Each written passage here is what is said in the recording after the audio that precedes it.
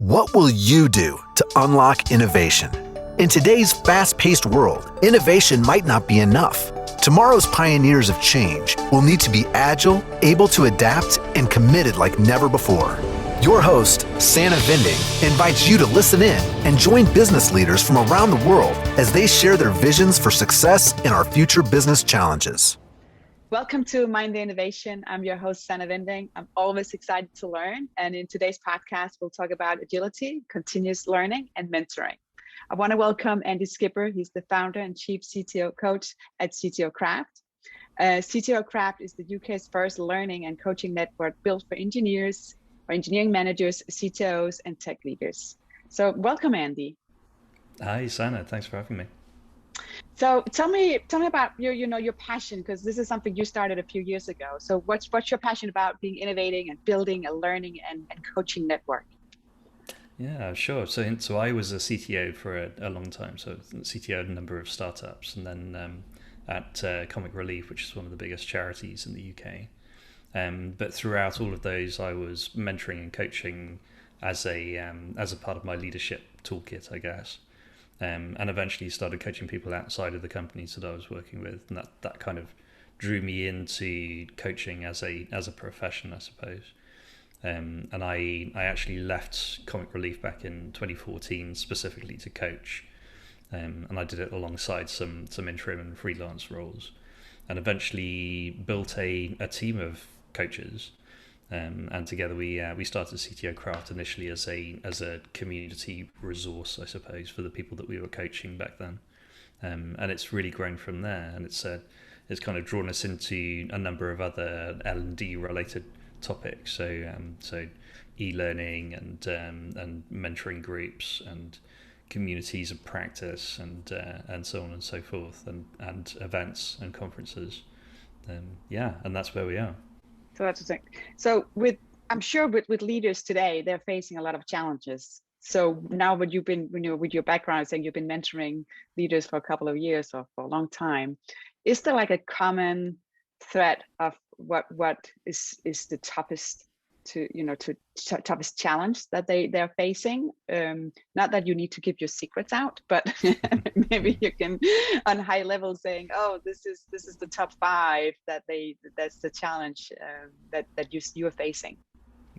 Yeah. So the most frequent thing that comes up for the CTOs in the group is burnout, or some kind of stress, some kind of overload, and I think the other things that tend to come up all tend to lead into that in some way.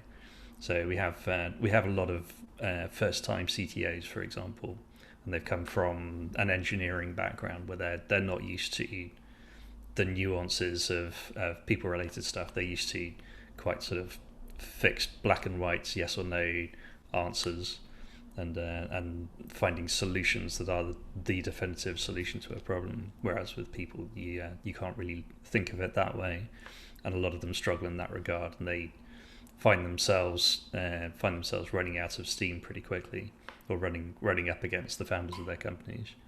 But we also have a lot of people who are just not used to thinking at a strategic level. So we have a lot of people who find themselves very embedded in the day-to-day, very embedded in firefighting and business as usual, and not thinking long-term, not innovating, not thinking of where the company might be in 2 to 3 years if it's successful, if it scales, and that causes problems between them and the founders and the board and so on and so forth. So yeah, all sorts of things like that. That's right. Okay. So when coaching, it's also like teaching, right? A little bit. Different wording. Or not? I suppose because what we do is kind of halfway between coaching and mentoring. The difference being that as a mentor, you bring your own experience and you give them the benefit of your scars and your experiences. And as a coach, you're really trying to pull some sort of improvement out of them personally. So you're giving them tools and kind of putting the focus on them being able to build their own abilities rather than giving them all the answers or giving them some suggested answers. So it's not really like teaching. And it's Okay. not really like consulting in that we're there and sort of giving them the answers and implementing the answers. It's kind of pointing them in the right direction, and and then Good. supporting them in the journey. So, but okay, so that takes me, because with teaching, because you can look at the school system right now, and you need to, it's like one-way communication in some areas, and saying this is, this is the question, this is why learning, and that's why. But you could also teach and give, like, learn critical thinking. So you're not giving the Right. answers. Mm-hmm. So is it more critical thinking that you are coaching, mentoring to, and also, of course, telling some of your experience and your scars? I like that analogy. So is it the dialogue behind it? Is it to get lifting that head up and look ahead, but also look wide as well, to find out, or to get them to be aware of their surrounding in a different way? Is that Yeah, yeah. the way to look at it? Indeed, yeah. So giving them different sets of perspectives. And I think aside from the coaching, just being a member of a community like CTO Craft is a good way of seeing the range of different approaches to these things. Yeah. And it's not just technical things; it's people related stuff, and it's hiring, and it's strategy and stakeholder management and all that kind of thing. So I think just having points of reference outside their own bubble, yeah. Is good. So outside of the bubble here, what do you see in the industry? Because I'm sure you're working with some startups, I'm guessing here, but there's also the bigger organizations that's been bigger container ships, right? As an organization that's sailing around. What's the big difference here? Is it the startups? Are they more open-minded? Are they more positive about change because they are a startup, and that's, if they want to survive, they need to have that approach? Or do you see the same now in the bigger organization? Are they leaning, are they looking, or they're like mirroring to some of the startups to say, oh, we need to copy that, we can't be this container ship because the world is evolving? Yeah. And a number of my clients are actually CTOs in internal teams, internal startups, some big organizations, and the difference between how they manage and how they build plans and so on and so forth, and how they innovate is very, very different from actual startups. Kind of VC backed or self funded startups. I think in the latter, because they are, whether or not they reach product market fit in a timely fashion is kind of existential for them. So they're forced to be innovative. They're forced to change direction quickly, and they're forced to do it quite cheaply as well. I think that's a key thing. They have to do it with budget in mind.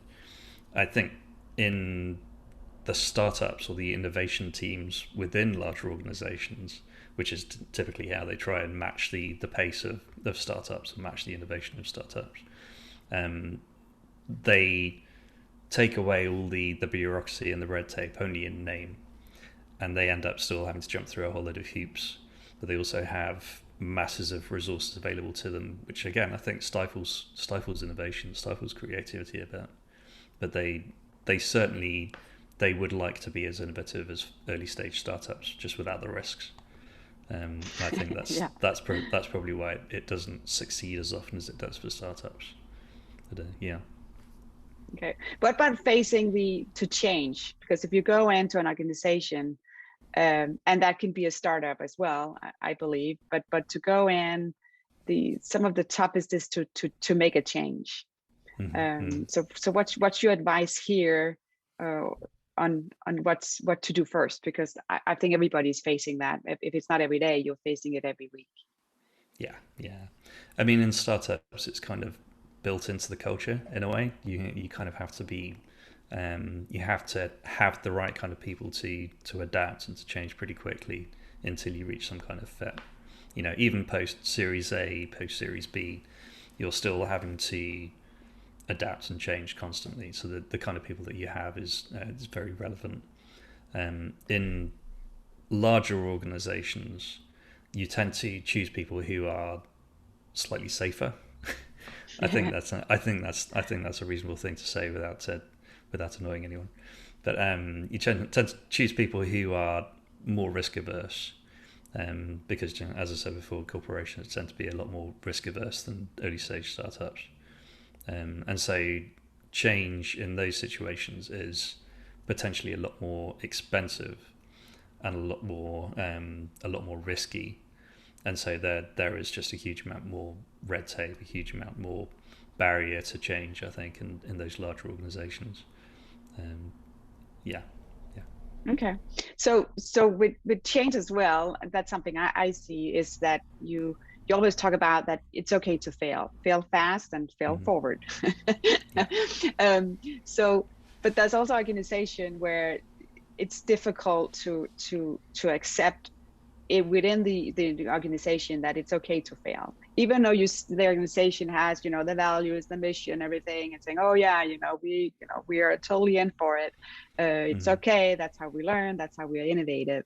But even though they say it, that could be the surface of it.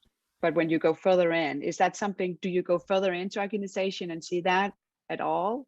And how do you change back to the change? That could be the difficult one, right? But how do you, what are some of the pinpoints to get an organization to change differently, to say it is okay and we do accept it, even if you say let's celebrate the failures or let's celebrate some of the wins? How do you get around that? Yeah, well, I'd say first of all that's another key difference between larger organizations and startups, and that it can be much more expensive to fail in a larger organization than it can be in a startup. But generally speaking, I think building a culture of psychological safety is something almost all startups that I come across aspire to. At least some of them are more successful than others.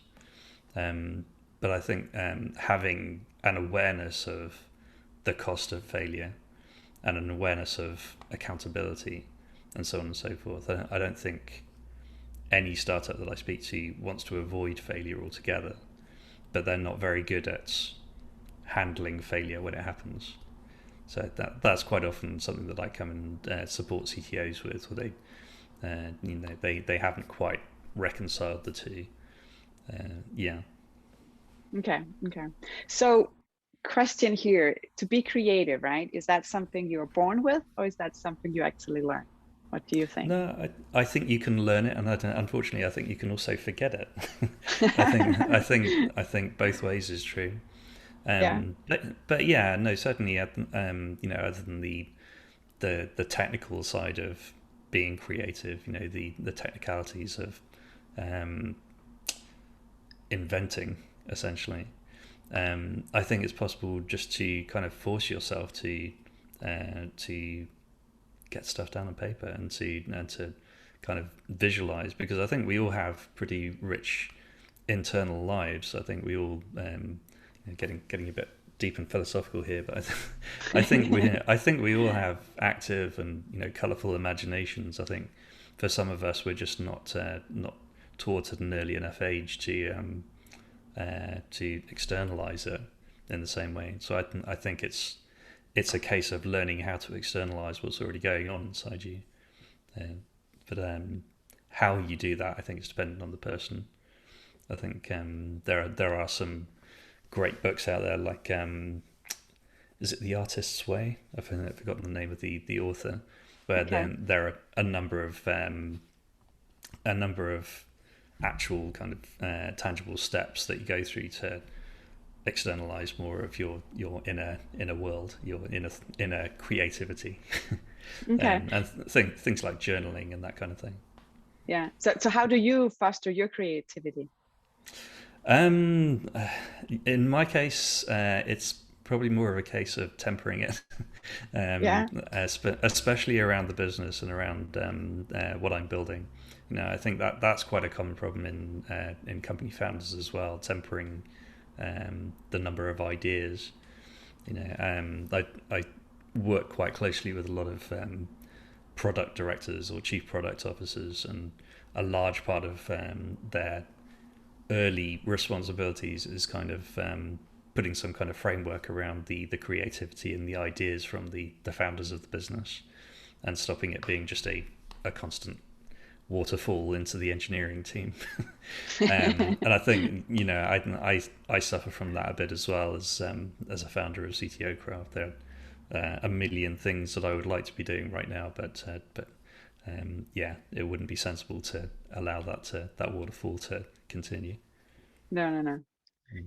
Okay, so the whole change and being creative, how do you see the companies, how can they support when you look at a bigger organization, and it can still be a startup, but to get everybody on the same learning journey, or ask the questions, ask the customers, so you can get better input, because again, the more you know up front, the better you get through a project, but also what you don't know today, you will maybe learn later today or tomorrow. So what should an organization, what's some of the first steps they should do to capture some of these learnings?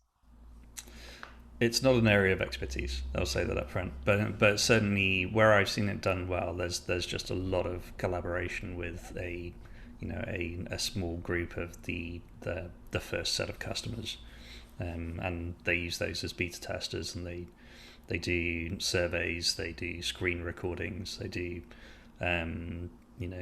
meetings and brainstorming sessions with them.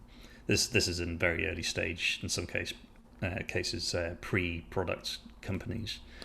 In later stage companies, I think it is just constant dialogue with the customers, and quite a few of the engineering teams that I work with, they actually have quite close contact with customer support, for example, and in some of those they actually they second them into the customer support team for a day a quarter, or one day a year, just so they can see the kind of conversations that are being had and the kind of requests that are being made.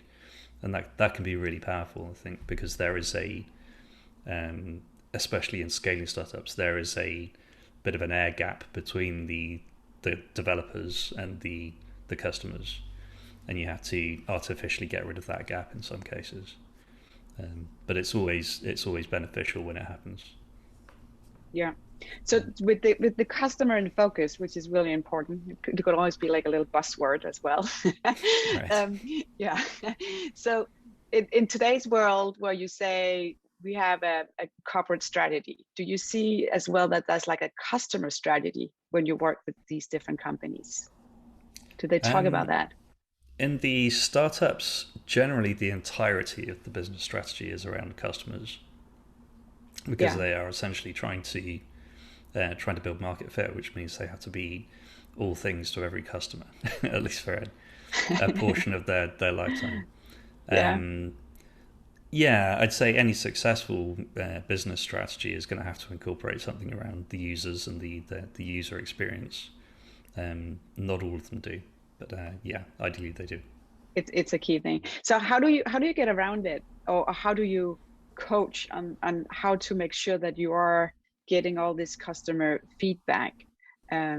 Because customer can email you, right? Customer can call you. Customer can go through, if you're working with other companies, can go through them to say, oh, I need, this is burning. We need to get hold of this company. So they're just using every channel. And then in other cases, maybe they're just saying, oh, we're just using the email. That's how we want to communicate, or we just want to call. So every human being is different on how they want to be approached, or how they want to contact, interact.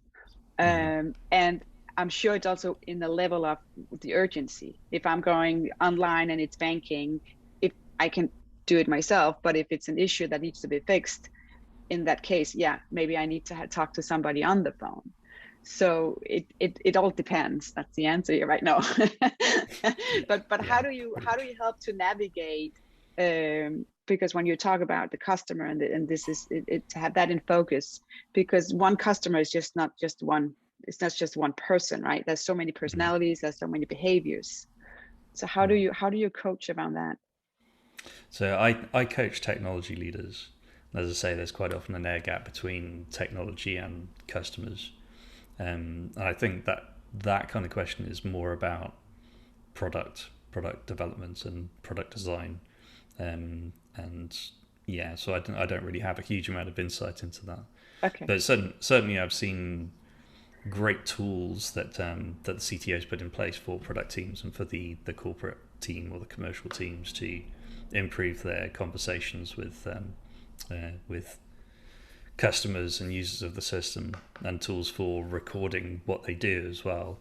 So without needing to actually gather feedback explicitly from these people, they're watching what they do, they're watching where they get held up, they're watching what goes wrong essentially, and using that to define a hypothesis and say, right, if we change this, then more people will do that. But yeah, that's it really. Okay. No, okay, that's good. So what in technology, what are you seeing right now? What's the trend? Because we just had a year where pandemic, so there's a lot of technology, a lot of people, a workforce had to learn quickly, and there's a lot of organization that needed to change how we communicate. So the whole rapid where we are today, what do you see what do you see in the future of where we're going? Did we do a big jump and now it will slow down again, or did it open up so many more opportunities? I don't know. Do you know what? I think just now, as we're hopefully coming to the end of the pandemic, I think just now we're starting to see actual change towards whatever it is. I think for the first 12 months, people were just kind of making do and kind of hedging their bets a little bit and trying just getting through the days and working out what was going to work on that day. But now I see real sort of positive thought into what it looks like long term. So I think the biggest thing that we speak about at the moment in the community is what happens when we go back. Yeah. You know, with a lot of talk about hybrid working, about retaining the asynchronous nature of remote work, because I read a statistic somewhere that only 30% of companies that were completely collocated before the pandemic are planning to go back to that state, which is that's a huge number of people who are now going to be completely remote, or at least mostly remote, and that requires different types of leadership, requires different types of management. There's a lot more trust involved. There's a lot more written communication involved. There's a lot more lot less assumption and kind of ad hoc requirement setting and so on and so forth. So it is very different. People are kind of figuring out how they go forward with that. But it's it is going to be interesting.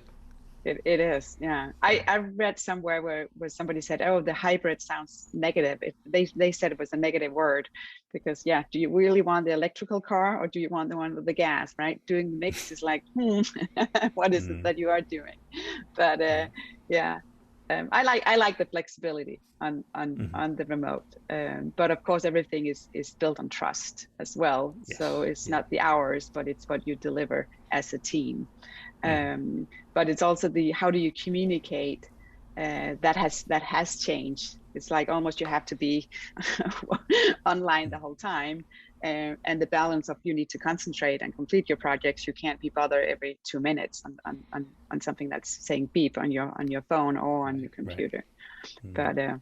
But I'm sure that's just the everyday challenge.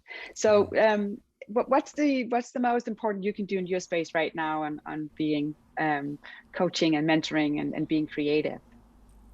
Well, so as I said before, the biggest thing that I help people with is managing energy demands. So there's a lot of stress in our industry. I think not just in technology, but across startups in general.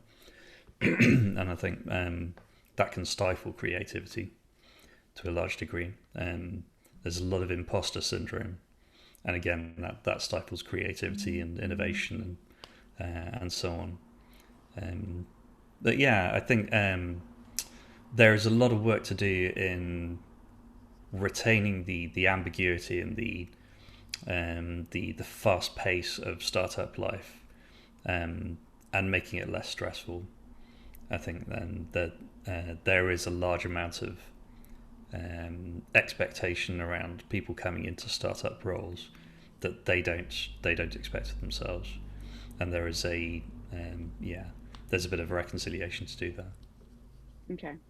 Yeah. So looking back, we always learn what we didn't know yesterday, what we know today, right? We're doing better today because what we learned. So what would you tell Andy with like 10 years ago?